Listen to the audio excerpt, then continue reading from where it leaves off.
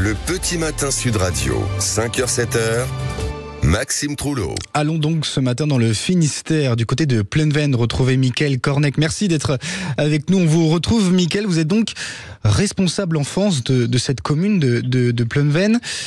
Parlez-nous donc de ces bancs de l'amitié, de ces bancs anti-isolement. Ça se trouve souvent dans des écoles. Est-ce que c'est le cas pour vous? Et est-ce que ce banc est reconnaissable? Alors oui, tout à fait. C'est vrai que ces bancs de l'amitié, alors nous, on l'a mis au sein de notre site du périscolaire, de l'accueil périscolaire. D'accord.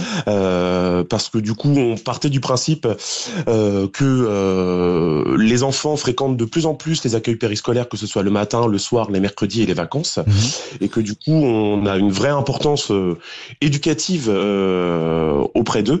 Et c'est vrai que voilà, à l'heure des problèmes de harcèlement, d'isolement, de tension et d'individualisation, en fait, même que ce soit à la maison, que ce soit dans le milieu associatif, que ce soit à l'école, il nous semblait primordial de mettre en place un outil pédagogique qui permette de répondre à l'accueil des émotions des enfants, en fait.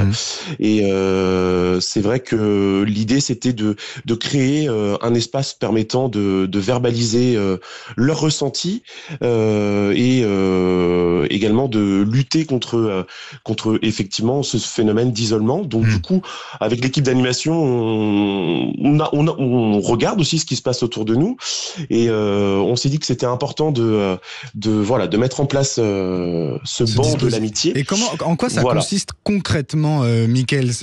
Comment ça marche? Un enfant aujourd'hui, il s'assoit sur le banc et qu'est-ce qui se passe aujourd'hui?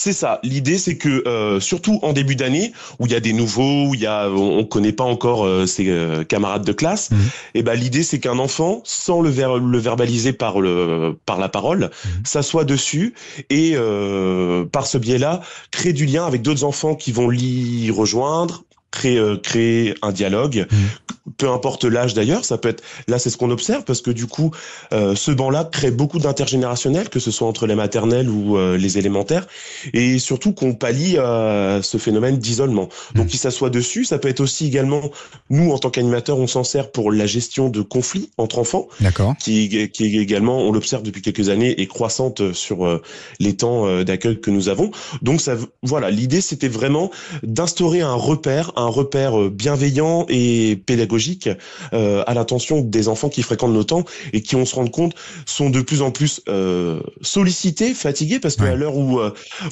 les parents travaillent de 8h à 18h, et ben il faut se dire que l'enfant, lui, par contre, il est présent de 7h30 jusqu'à 18h30. Donc voilà, c'est aussi favoriser vraiment un accueil optimal de leurs émotions et créer un espace de lien et de réconciliation. Mickaël, est-ce que ça marche? Oui, moi je dirais que oui. C'est vrai que la mise en place date de cet été, donc on est encore aux prémices, bien sûr. Mais nous, on trouve que ça marche. On trouve que on a des tensions qui durent moins longtemps. Les conflits se règlent un peu plus facilement. Comme je vous disais tout à l'heure, on favorise également de l'intergénérationnel.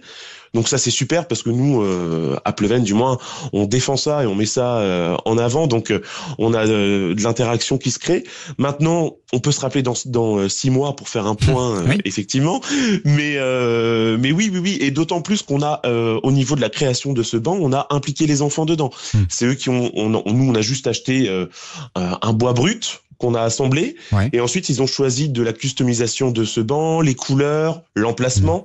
Donc on les a également impliqués dedans, ce qui leur a permis vraiment de personnaliser leur repère entre guillemets et donc voilà. Mais nous, pour l'instant, les effets sont vraiment positifs. Est-ce qu'il y a un risque peut-être aussi que ce banc soit malheureusement contre-productif, c'est-à-dire que finalement l'enfant qui veut avoir des copains, etc., qui s'assoit sur ce banc, soit finalement la cible d'autres enfants avec des intentions un petit peu plus malsaines?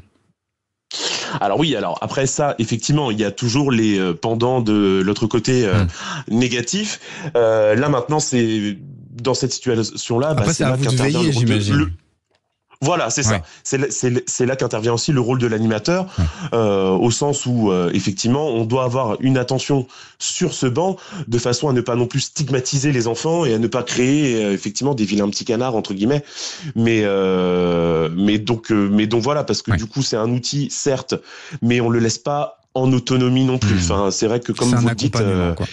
Ça peut vite dévier. Et nous, les animateurs, on est toujours là en surveillance, bienveillance, et on s'inscrit vraiment en moyen pour aider cet enfant et pour voilà. Merci beaucoup. Merci beaucoup, Mickaël Cornac, de nous avoir parlé de cette très belle initiative. Donc, ces bancs de la solidarité, j'allais dire, ces bancs anti-isolement. Merci beaucoup d'avoir été notre invité sur Sud Radio. 6h46, tout de suite, le rappel des titres.